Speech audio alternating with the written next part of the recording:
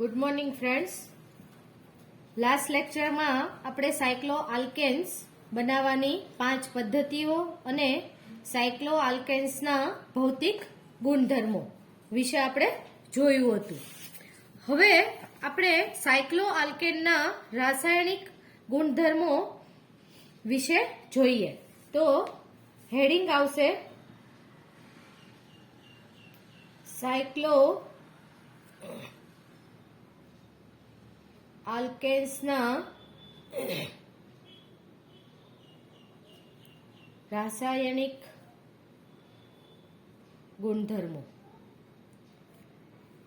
પહેલામાં સાયક્લો આલ્કેન્સની સૂર્યપ્રકાશની હાજરીમાં ક્લોરીન અથવા તો બ્રોમિન સાથે પ્રક્રિયા કરવામાં આવે તો સાયક્લોપ્રોપેન, સાયક્લોબ્યુટેન, સાયક્લોપેન્ટેન અને સાયક્લોહેક્ઝેન, તો આ ચારેય સંયોજનો સાથે કઈ પ્રક્રિયા આપે છે તે આપણે સ્ટેપ બાય સ્ટેપ જોઈએ. તો સૌપ્રથમ આપણે સાયક્લોપ્રોપેનની જોઈએ. તો સાયક્લોપ્રોપેનની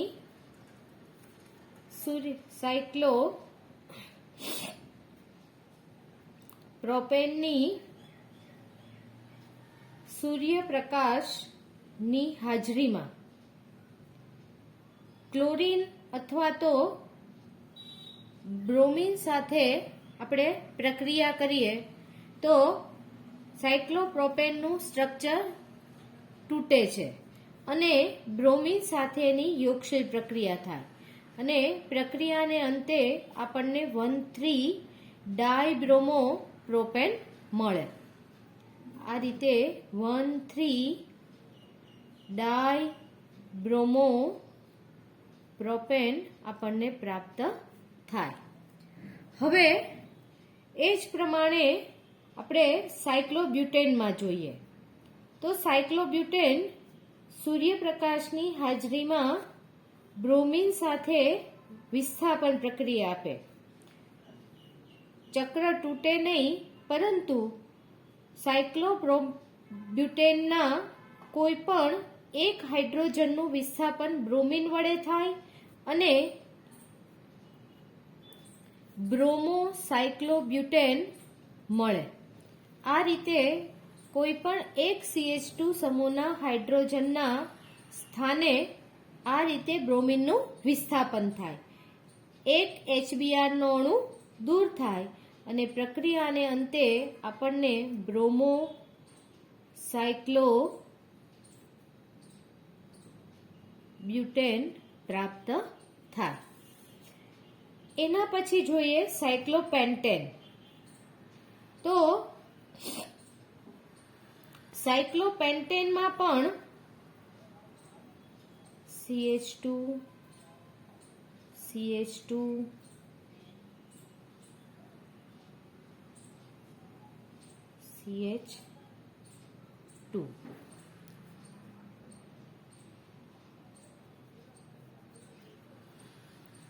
તો આ થયું સાયક્લોપેન્ટેન.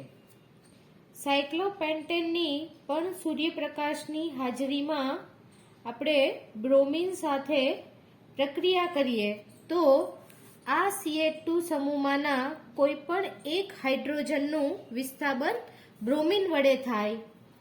HBr નો એક અણુ દૂર થાય અને બ્રોમો સાયક્લોપેન્ટેન આપણને મળે.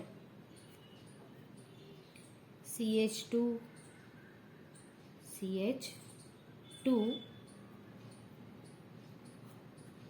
Bromo cyclopentane. એના પછી આપણે જોઈએ સાયક્લોહેક્ઝેન સાથે. સાયક્લોહેક્ઝેન સાથે પણ આ જ રીતે સાયક્લોબ્યુટેન અને સાયક્લોપેન્ટેનની જેમ એની વિસ્થાપન પ્રક્રિયા થાય. ચક્રમાં કઈ ફેરફાર ન થાય.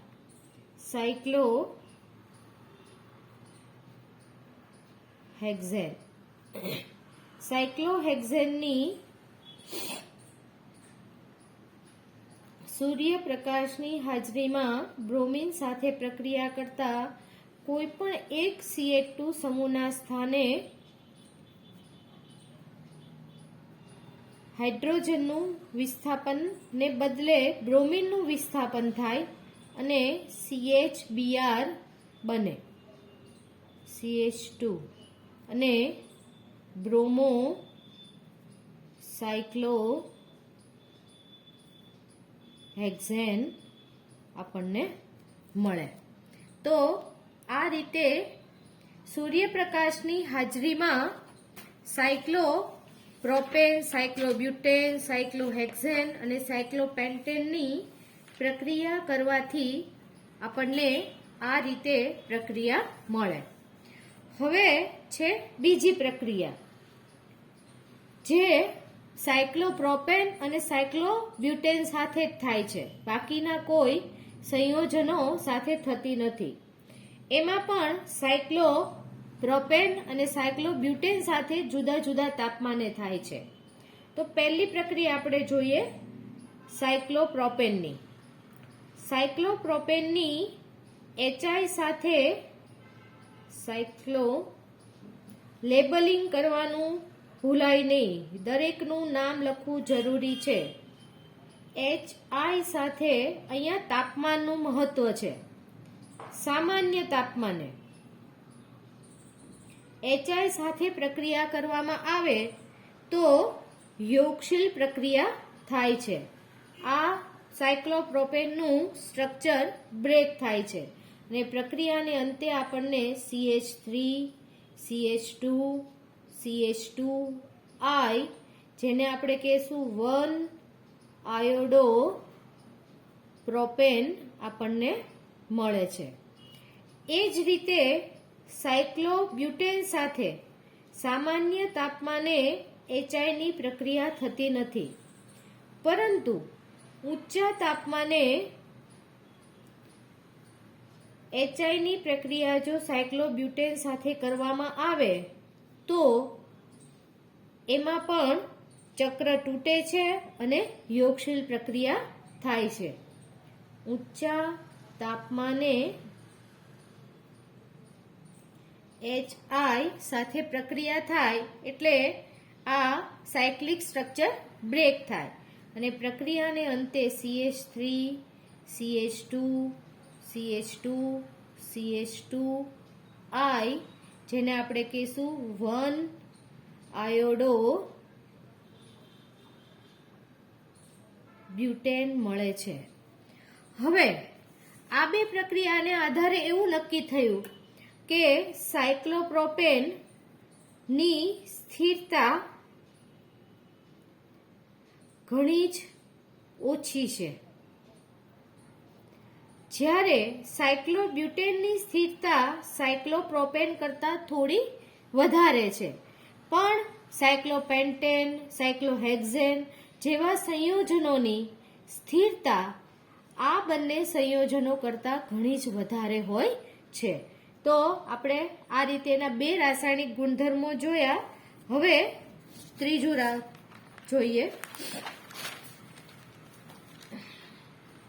ત્રીજો રાસાયણિક ગુણધર્મ. આ ત્રીજો રાસાયણિક ગુણધર્મ પણ ફક્ત સાયક્લોપ્રોપેન સાથે જ આપણને જોવા મળે છે.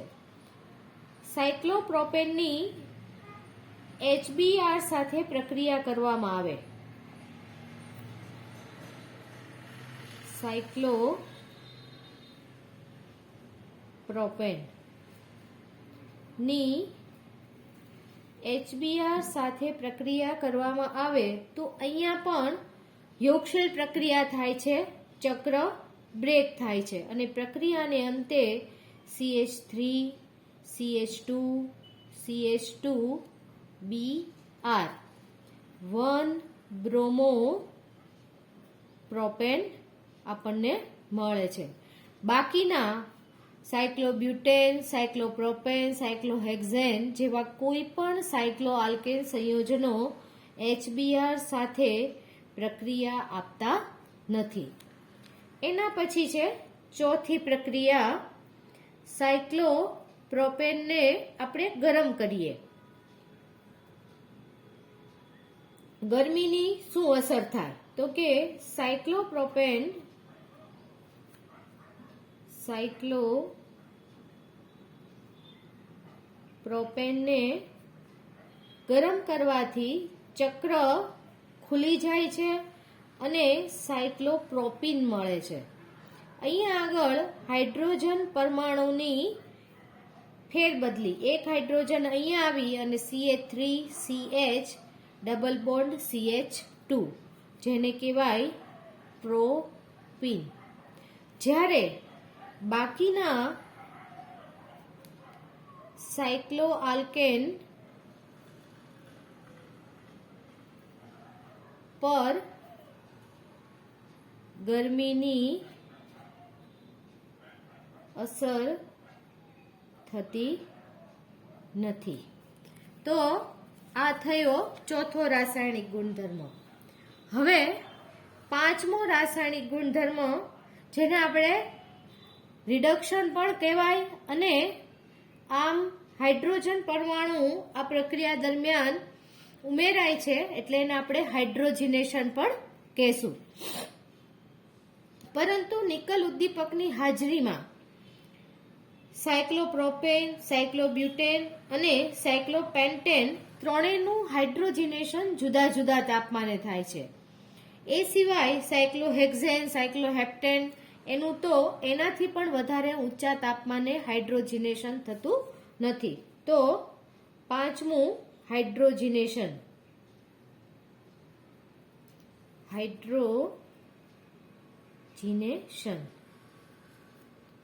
તો સૌપ્રથમ આપણે સાયક્લોપેન્ટેનનું જોઈએ.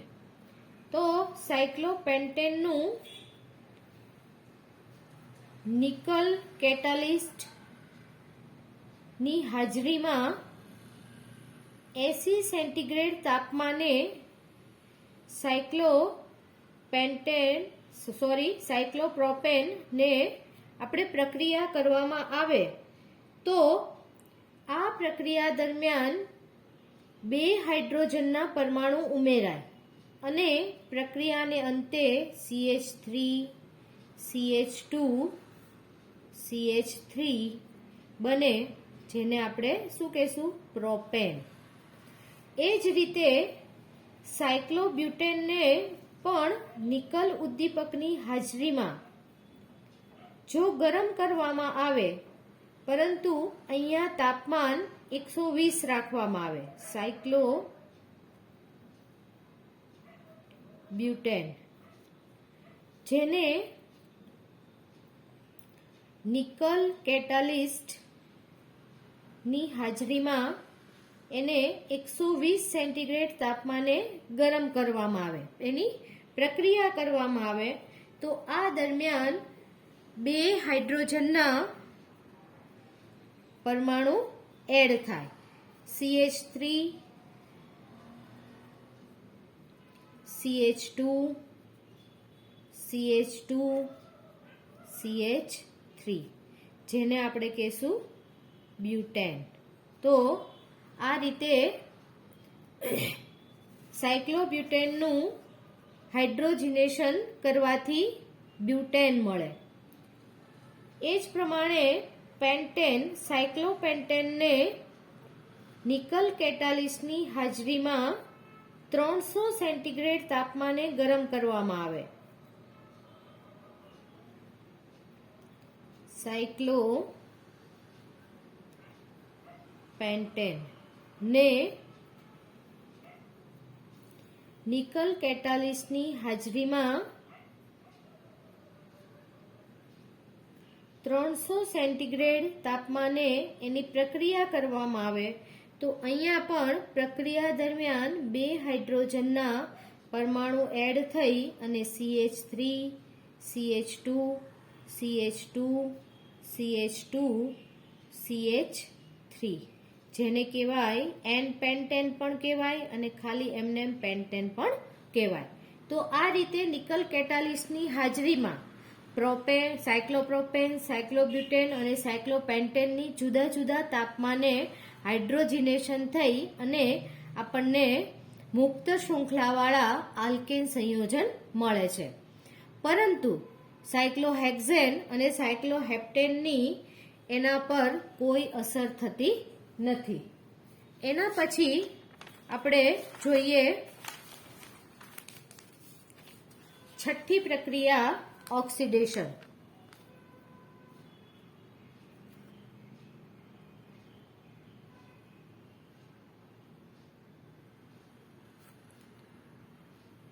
ઓક્સિડેશન પ્રક્રિયામાં કોઈ પણ સાયક્લોઆલ્કેન સંયોજનોનું સાંદ્ર HNO3 વડે આપણે ઓક્સિડેશન કરીએ તો એનો અનુવર્તી આપણને એસિડ મળે છે. અહીંયા આપણે સૌપ્રથમ સાયક્લોહેક્ઝેન લઈએ. CH2 જેને કહેશું આપણે સાયક્લોહેક્ઝેન, જેનું કોન્સન્ટ્રેટ HNO3 વડે ઓક્સિડેશન કરીએ તો ચક્ર આ રીતે બ્રેક થાય અને આ બંને કોઈ પણ બે, પણ અહીંયા આપણે આ બંને લઈએ તો આ બંને મિથિલિન સમૂહનું કાર્બોક્સિલિક સમૂહમાં રૂપાંતર થાય અને પ્રક્રિયાને અંતે આપણને 6 કાર્બન વાળો એડિપિક એસિડ મળે. CH2 CH2 COOH CH2 CH2 COOH જેને કહેવાય એડિપિક એસિડ. તો આ રીતે જો સાયક્લોપ્રોપેન લઈએ તો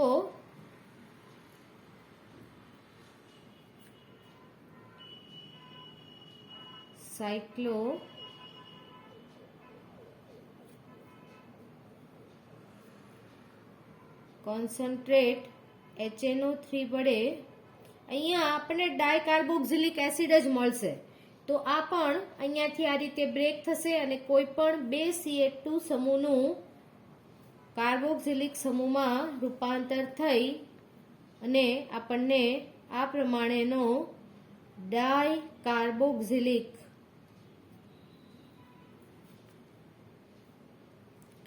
એસિડ પ્રાપ્ત થાય.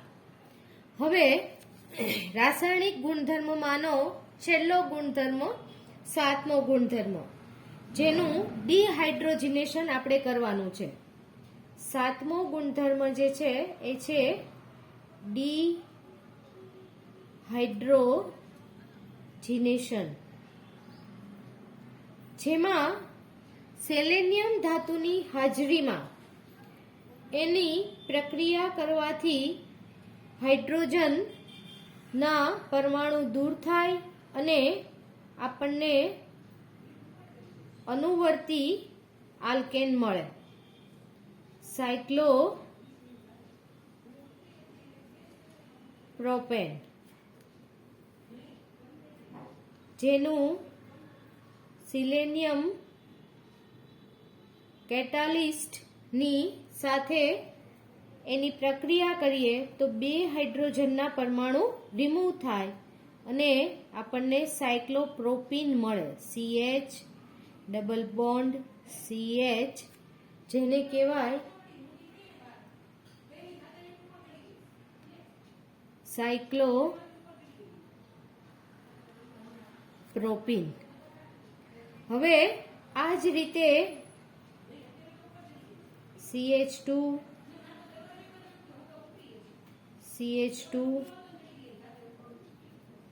CH2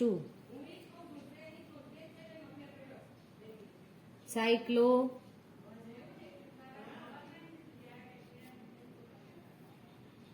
જેનું સિલેનિયમ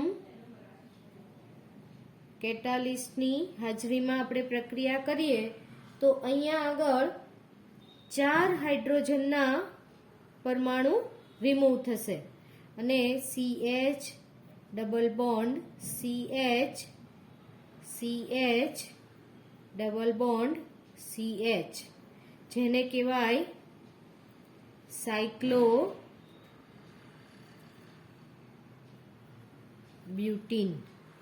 એ જ પ્રમાણે સાયક્લોહેક્ઝેન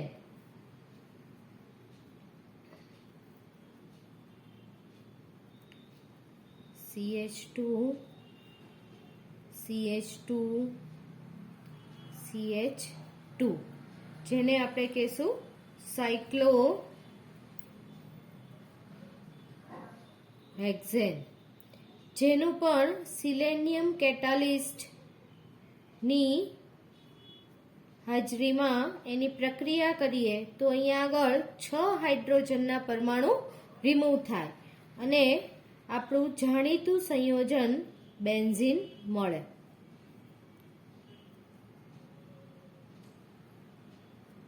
તો આ થયા સાયક્લોઆલ્કેન સંયોજનોના રાસાયણિક ગુણધર્મો. આ સાથે પણ હું તમને એની PDF મોકલી દઈશ કે જેથી તમને લોકોને લખવામાં સરળતા રહે. હવે આના પછી આમાં એક જ ક્વેશ્ચન બાકી છે કે સાયક્લોઆલ્કેનના સંયોજનોની સ્થિરતા સમજાવો, જે આપણે નેક્સ્ટ લેક્ચરમાં જોઈ લઈશું. Okay, thank you.